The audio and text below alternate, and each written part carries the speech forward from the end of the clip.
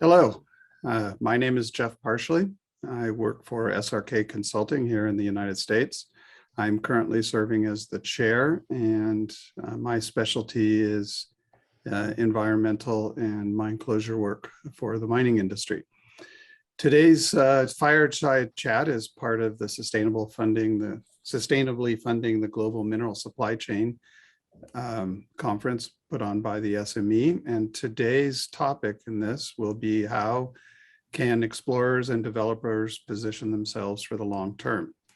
And today with me, we have two guests, Phil Baker and Chris Taylor. Phil, I'll let you go ahead and introduce yourself, and then Chris. Sure.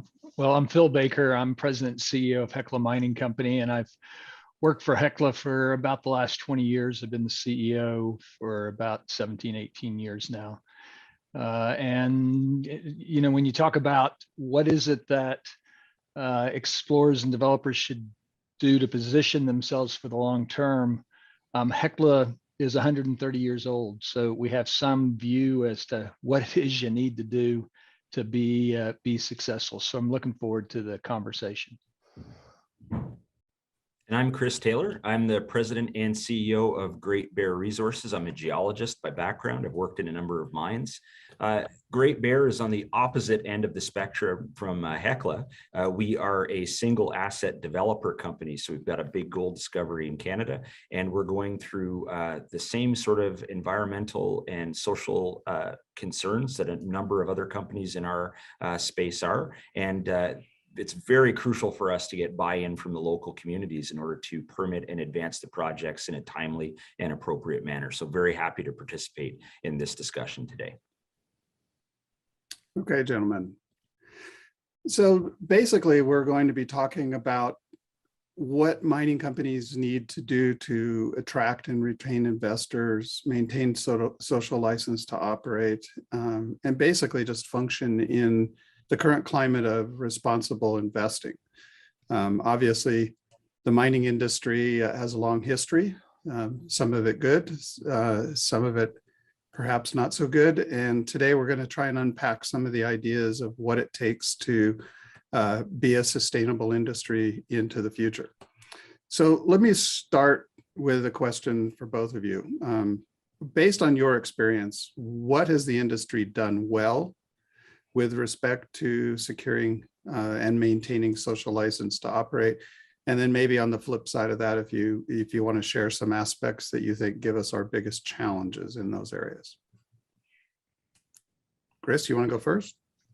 Yeah, I would say I've seen it go both ways in projects that I've been involved with. And more recently, I think one of the advantages that we've had of being a younger demographic in some of the companies is that we grew up in an environment where we had consultation with our local communities right from the beginning.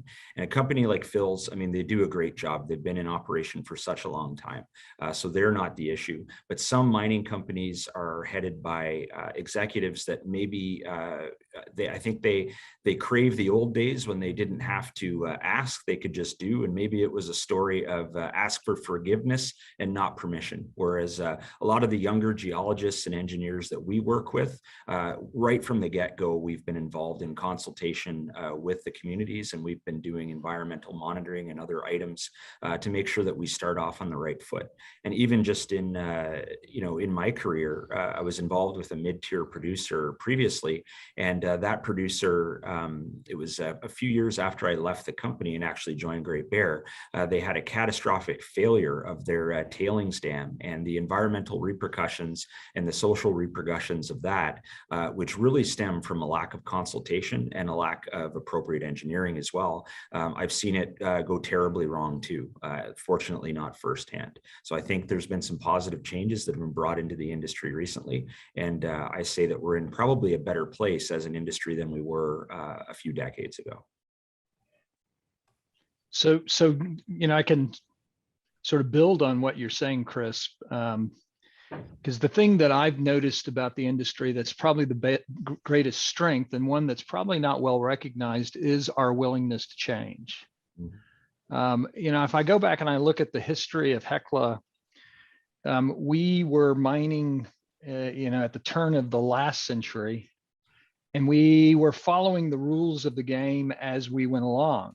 And those rules continually changed. And what became acceptable changed. And not only Hecla, but lots of companies changed with that, and the industry changed with that. And so I think that's actually one of the biggest strengths of the industry is our willingness to change, our willingness to embrace the need to change. This idea of we're in a responsible investing environment. I think the mining industry in general has embraced that idea. It used to be called social license to operate. Used to be sort of the catchphrase. It's been something that we have been doing for a long time, and we're getting better at it. What we thought was acceptable, 40 years ago isn't acceptable today, and we've changed along the way. The other thing that I would say that's sort of on the negative side is it has to be done in the context, and I'll probably keep coming back to this idea because I think it's fundamental. It's got to be done in the context of quality assets.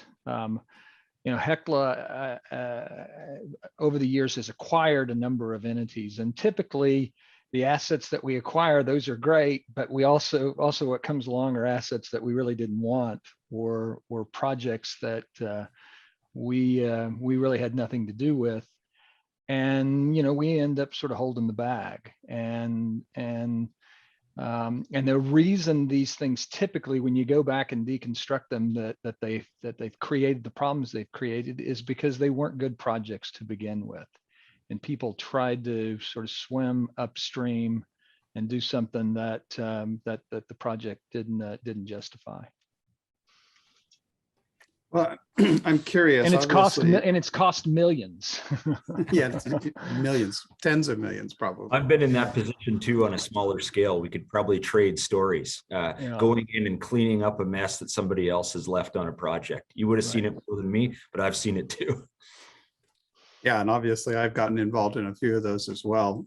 A question, your remarks brought up another thought. For the most part, we're talking about our experience in North America, but what's the rest of the world doing? Are they behind us in this the place that we're at here in North America and the way companies here operate? Obviously, we have some pretty stringent laws and a lot of experience and a lot of experienced people in this part of the world, but are we exporting that expertise and knowledge very effectively outside of places like North America? Well, I only know the countries outside of North America that I have dealt with over the course of my career. Since I've been at Hecla, we were the largest gold producer in Venezuela when I arrived. We exited from Venezuela in 2008, and I've had operations in all sorts of difficult countries. And the short answer is, I think for the most part, the industry embraces the standards that they have in the U.S. and in Canada, or in wherever they're primarily operating in, and they try to apply those across the board. Certainly every place I've worked, that's been the view. And so sometimes the regulatory environment is not as well established as it is in the United States and these other countries, or in Canada than these other countries. But the companies embrace the sort of standards that we have here. What is really hard to deal with, though, is the fact that you might be in a place where they culturally don't have the same sort of culture of environmental concerns, safety concerns. And I can tell you, in Venezuela, you would see these guys, coming off shift, and they would jump in the back of a pickup truck going 50, 60 miles an hour down a road, standing on the bumper of the back of the pickup truck. And so trying to change their view of how to operate safely was a huge challenge, but one that we embraced, and I think the mining industry in general embraces. Yeah, I'd add to it. I mean, most of us in the industry are professionals of some type. I'm a professional geologist. There's many professional engineers.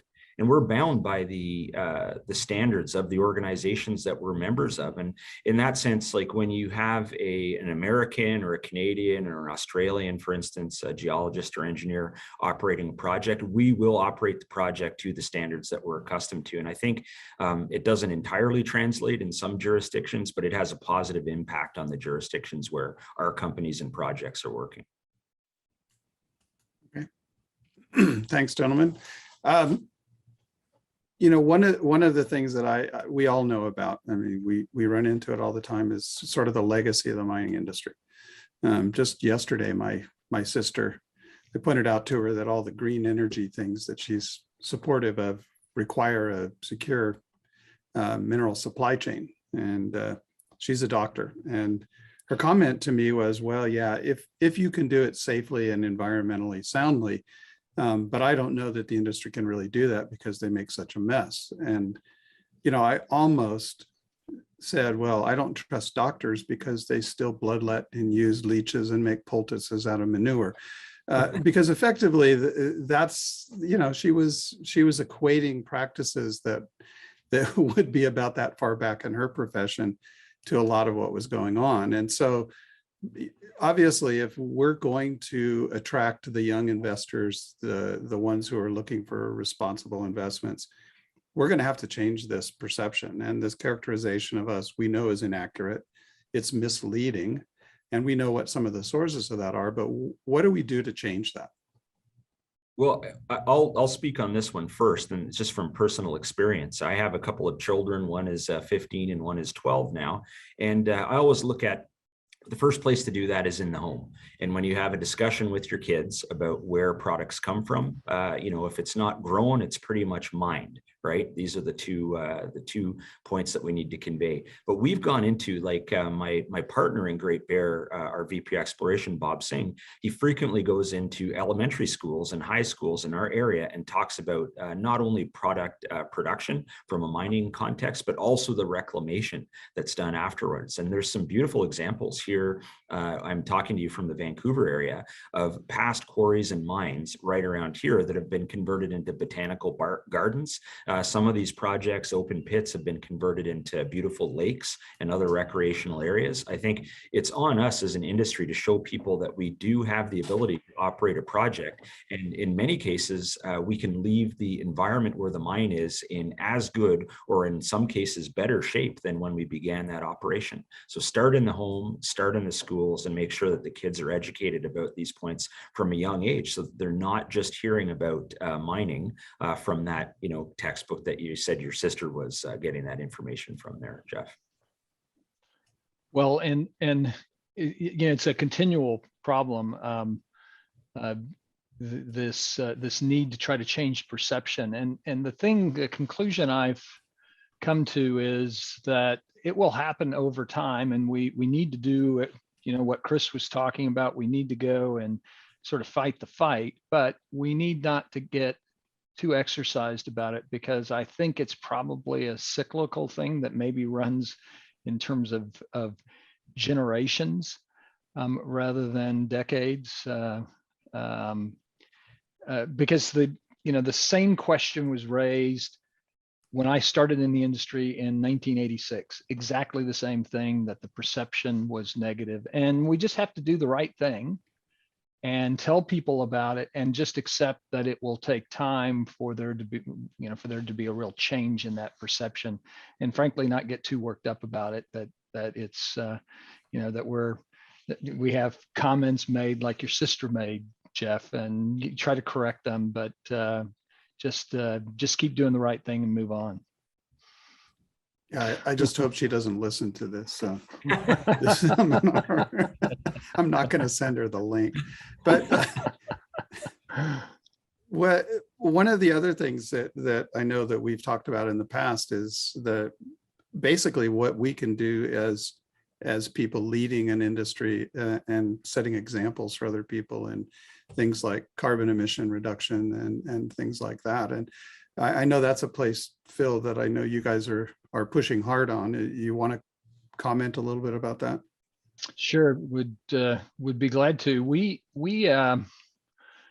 a unique company in that our operations are quite small, notwithstanding that we produce 40% of all the silver mined in the United States, and we're the third largest lead and zinc producer, but we're just mining these very, very high grade ore bodies, and we're mining them underground, and we're moving, the number of tons in a year that other companies are moving in a day. And as a result of that, the sort of environmental impact that we have is really, really small. So to put that in a context, we produce about 100,000 tons of greenhouse gas emissions every year. There's your lights. There's my lights going off. I won't stop speaking. We produce a really small amount of greenhouse gas emissions. Someone like Newmont is over 3 million tons. To give you a context, 100,000 versus 3 million tons. So as a result of that, we look at it and say, okay, one of the things that as an industry we can do is to see more underground mines, and I think that's going to happen. The other thing that we can do is just change the way we operate, and so we are continuously. We've got Mine Expo coming up with the National Mining Association next week. We're going there, and part of the reason we go, and I bring the board, and we'll have 50 employees there, is to look at these new technologies that we can deploy. Battery technology, we've been testing different things. So we're doing different things in order to reduce that greenhouse gas emission. And I think you're gonna, we're part of the solution to this issue, this question.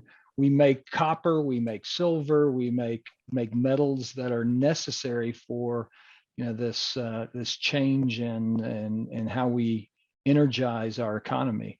And so it's actually probably the most exciting time for me in my career to be really at the front edge of what people are seeing happening in the future. Chris, you want to add anything to that? Yeah, it's our project in Ontario is fortunate because it's located basically under a power line, which is the power is produced by hydroelectric means, and the hydroelectric generating station is owned. A quarter of that ownership is by one of the local First Nations groups. So by being able to tap into a power source like that, you have an environmentally beneficial or minimally impactful form of electricity, and you're putting net benefit, immediate financial benefit into the local First Nations community. So we're really fortunate there. And other factors too, like we were just talking about technology and improvements in technology and in education. And one of the things that can be looked at is sort of the net carbon footprint of a project. And of course, electrification of the vehicle fleets is something that we're very much looking forward to in the industry. And I used to work underground at a high grade underground gold mine in Nevada, and I would have been incredibly happy if we had electrically powered muckers at that time, because the need for ventilation and other things when you're sitting underground and you've got a diesel engine belching away at you is very different than if you had something like a sewing machine engine humming along quietly using electrical power. So a lot of these changes will benefit on the environmental side, but they'll also benefit worker environment and health and safety. So we look forward to these innovations coming in as that kind of technology is widely adopted. And productivity, right? You're gonna adopt these things, and you're gonna improve productivity with less maintenance that you're having to do on the vehicle. So it really is a very exciting time in the industry. I talked about change earlier. This is a time of huge amount of change that we expect to have, I would say, over the course of the next 15 to 20 years. So it's a great time for investors to recognize, okay, this is an industry that's changing. How do I invest in it, and where do I invest in the companies that are embracing those changes? Chris, you said something just a minute ago about obviously, and we've talked before You have a real emphasis on working closely with the communities and First Nations and other stakeholders who are going to be affected or could affect your operation. What are some of the key lessons that you've learned about what's worked and what didn't work, or anything you'd want to change in how you approach that? I know you have some good stories to tell. Yeah, you definitely want to consult first and then act, so that everybody that is in the area that you're working understands the flow of what to expect. And really, I mean, it's quite simple. If you look at it, like the benefits of a mine, I have to gesture with my hands. I don't know why I have to do that. It's not like but I'll do this anyway. So the benefits of a mine flow to all the investors and the shareholders and the people that get the products. And it's this huge distribution network. When you put a mine into production, like Phil's talking about, they're producing all these metals and they're going into all these products, and shareholders are making money and everybody is getting paid that has jobs. You can see the benefits and you can see they're widely distributed. But the net effects, the environmental impacts of a mine or the social impacts, those are in the area that the mine is. So those effects are concentrated in one place. And you have to make sure when you're initiating a project, something new especially, that the local communities understand what those impacts are likely to be. And, it's fair is fair. If you're going to have the burden of impact, you should also have a share of the benefit from that as well. And we can think about those benefits in lots of different ways. Sometimes it's direct remuneration, which offsets some of the loss of land use or whatever it may be. And sometimes it's skills training. Sometimes it's employment, other sort of educational opportunities. There's all kinds of ways that the mine being in operation can feed back into the community positively. And what you want to see at the end of the day is that net positive. And when I think about our project and the scale of the discovery, I just look forward to, in the future, decades of families benefiting and that area benefiting. And then at the end of the day, having a nice remediation effort, which maybe that would be the kind of thing you would be involved with, Jeff. And you'd have a nice cleaned up site, a productive environment. And, I've seen some, excellent land use from these projects afterwards. And I've seen it go terribly wrong at times, this whole process, when you don't get out in front of it. I've been involved with projects where it ends up adding delays and you end up with hurt feelings, and you end up the risk of a project. It's difficult for some companies. Like I said, we're a single asset development stage company putting resources together, permitting and everything else. It's hard for companies in our state. You take on extra risk by having, instead of a diversified portfolio of producing assets where you have cash flow coming in everywhere, you're raising money in the market and you're trying to deliver on schedule. If you don't consult properly up front, you can have that negative voice that comes up through miscommunication or misunderstanding, and it can take years extra to get your permits in place and get that cash flow in place. So that can be highly detrimental to your shareholders. And you definitely want to avoid that happening. And the way to do it is to get out in front of it properly in the first place. Phil, you want to weigh in? The only thing I'll add is something that Luke Russell, a retiring colleague of mine, how he described it. He said, you go into an area, and oftentimes because it's change, people oppose it. And then they come to accept it, maybe reluctantly, maybe not. But then over time, they come to own it. And that's really, what happens over time. And, Chris, I suspect, the reclamation is going to be way out there because you're going to find more, and it's going to keep growing and keep having a long-term impact. And that's the thing that happens is these mines, good quality mines, they tend to be in very good geologic environments, and they tend to grow over time.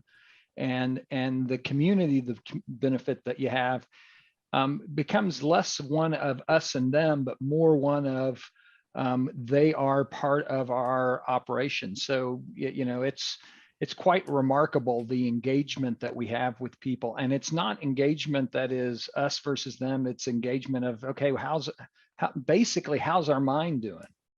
What's your longest lived project, Phil? Like, what's the one that's been in operation? The Lucky Friday is 75 years. That's and it's probably and it probably has another 75 years to go. And we just had a guy start with us who is the 5th generation to work for Hecla. It's incredible. So that whole family is a Hecla family. That's what we'd like to see that too. And that's you don't want to. And that's what the mining. That's really what the mining industry does more than not. These projects tend to be multi-decades, maybe multi-generational. Yeah. Our local mines too in Red Lake. I mean, the Campbell Mine complex has been in operation for 80 years. So that's the same principle, generations. My grandfather actually was an underground miner, and those skills and the history in the family, it can be passed along, right? So you want to see that on these projects. So, yeah. Phil, I want to go into another subject here just for a second, and I'm going to ask you this question since you're basically working primarily in the US. Obviously there's been change of administration. It's led to a lot of rethinking and reprioritizing various issues. And right now the current US administration's pushing both green energy and also mineral supply chain security. And obviously that potentially brings some interest. It's shocking, right? It's shockingly good. It is. I mean, it's both of those things have the potential to really give our industry a chance to show what we can do. But I just wondered if you had any thoughts on where you see that going, and if you see any pressure points through that process as we try and sort some of that out. Well, look, there is no one type of Democrat. Right? There's just like there's no one type of anything, and so you have a range of views within the Democratic Party, but it is a seismic shift to have a Democratic president say the things and put out the executive orders that Biden has put out. So it is a opportunity for our industry to help educate primarily the Democrats, help educate the Democrats that in the past had no openness to the education, and now they do, as to the bringing back the supply chain and allowing mines go forward. It will be a struggle though, because you've got those that really don't, maybe have the view of your sister that have, and sorry to bring her up again. I'm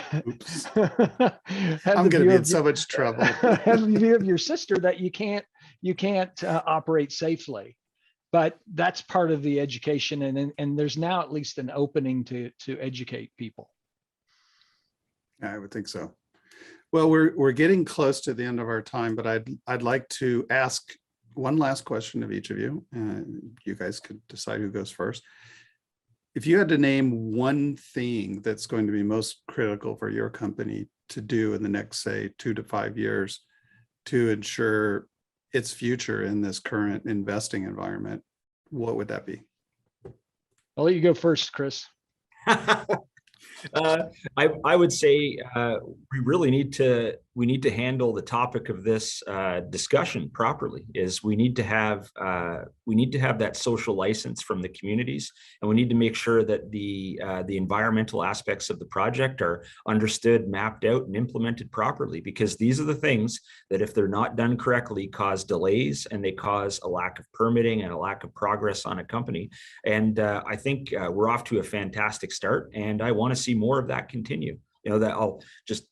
I think a lot of people in the industry in Canada, when the government adopted the UN DRIP, the United Nations Declaration of the Rights of Indigenous People, there was some concern within the industry. But I'm actually happy to see these sort of laws go into place, because they provide certainty off a consultation pathway. You're better off to have a set of rules that you stick to, where you understand the framework and you understand the steps and the outcome. That's going to lead to projects getting built, and that's going to lead to maximizing economic benefits. What you don't want is uncertainty. Uncertainty is that's always the devil. You don't know, and you never want to deal with him. So I want to see us do all these ESG steps properly, and that's going to lead to success in our company and project. All right, thanks, Chris. Phil?